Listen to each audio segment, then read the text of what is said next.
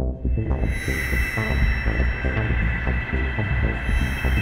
back to Post TV, live from NAB 2012. We're here with Mark Loftus from Post Magazine and Steve Bannerman from Assimilate. Hey there. He is a return I'm a veteran. guest on Post TV Live. Yeah, he is. So you're here with some upgrades to existing products, Yep. correct? Absolutely. And then you're also here with some technology previews. We are.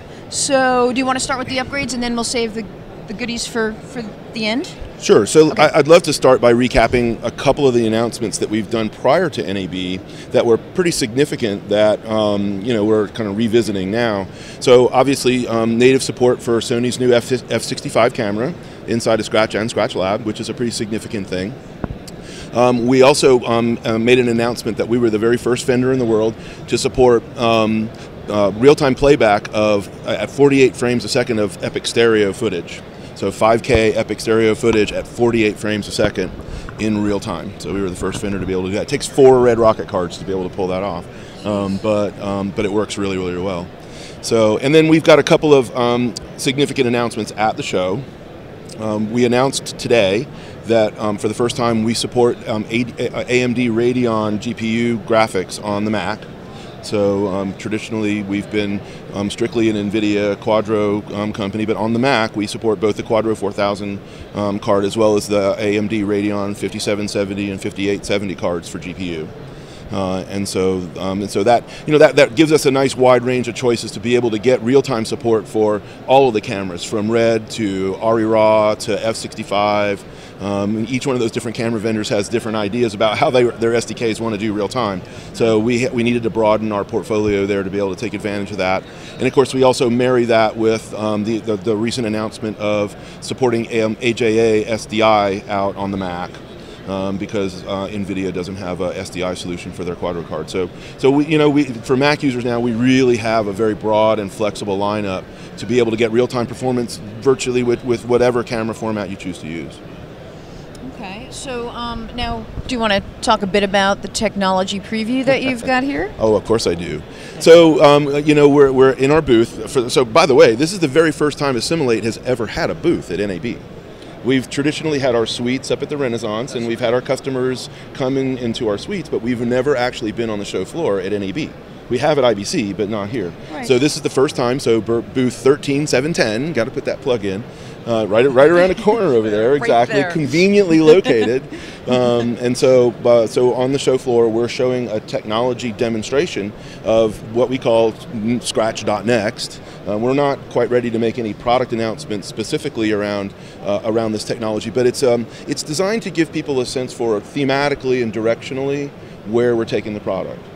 And so if you think about some of the challenges that we're trying to address in the market right now, a lot of it has to do with the consolidation in the market is really driving the consolidation of our customers, right? Post-production facilities are starting to consolidate. The guys from Ascent bought everyone, and a lot of the boutiques have been swallowed up by some of the larger guys. Some of the boutiques have gone out of business. We've got a tremendous number of freelancers in the market today, whether they're on-set production freelancers doing dailies work for the local 600, local 695, to the editorial folks, to the DI colorists and finishing guys. There's a lot of freelancers out there, and one of the things that they're starting to do is blend their talents.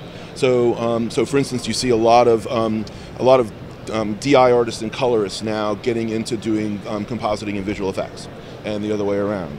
And even some of the guys that were working in VFX houses now are building their own on-set carts and starting to do production dailies work, because there's a lot of interesting things that you can do if you're a compositor on set.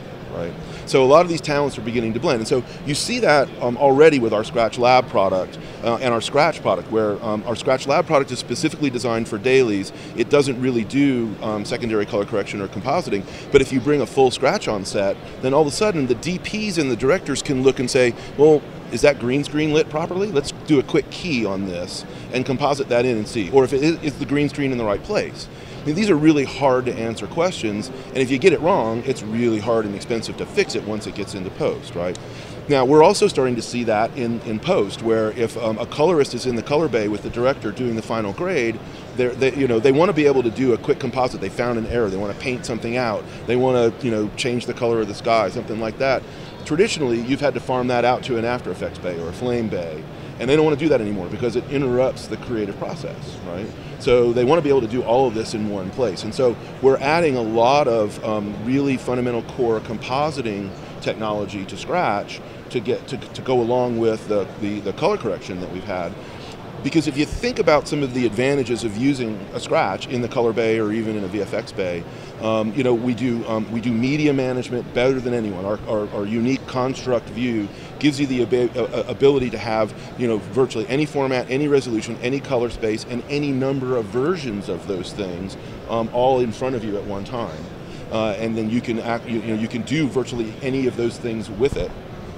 And then it's got the performance of being able to do it in real time in a client-attended session. So you marry that media management, the compositing, the color correction, and the performance to do it in a client-attended session, and you have a pretty special product. With this technology demonstration that you guys are hosting, is that something that will lead to more availability or getting your products out to a wider user base? Is that where it lends itself, or is there more to it?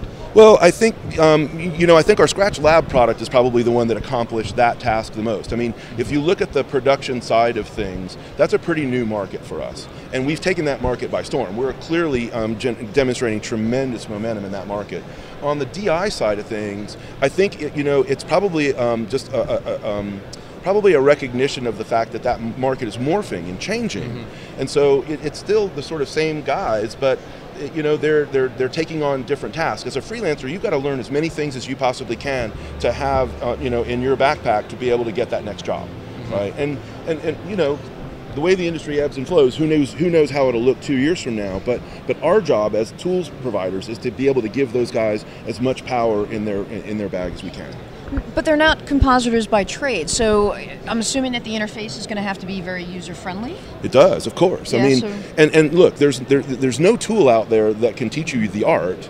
And so, but those that actually do have that, and a great example of that is Leandro Marini, you know, the founder and owner of Local Hero Post in Santa Monica. You know, this is a guy who is a hybrid of a compositor and a colorist, and that's how the guy makes a living. And he's a boutique facility who is booked out now for the rest of the year and just signed a 3-picture deal with Universal. There aren't many boutique facilities out there that are sort of in that state of business. And the reason he's there is because he can sort of do that hybrid job. And he happens to have 9 Scratch systems, which doesn't hurt, but you know, but that's one of the reasons why he's in demand today. And that, I believe, is the way the future looks. And we're trying to set those guys up. Fantastic. Well, I've been told that we're out of time, but I wanted to thank Steve Bannerman from Assimilate and Mark Loftus from Post Magazine, and I'm Randy Altman. And we will be back very shortly with Autodesk. Ooh. Stay tuned.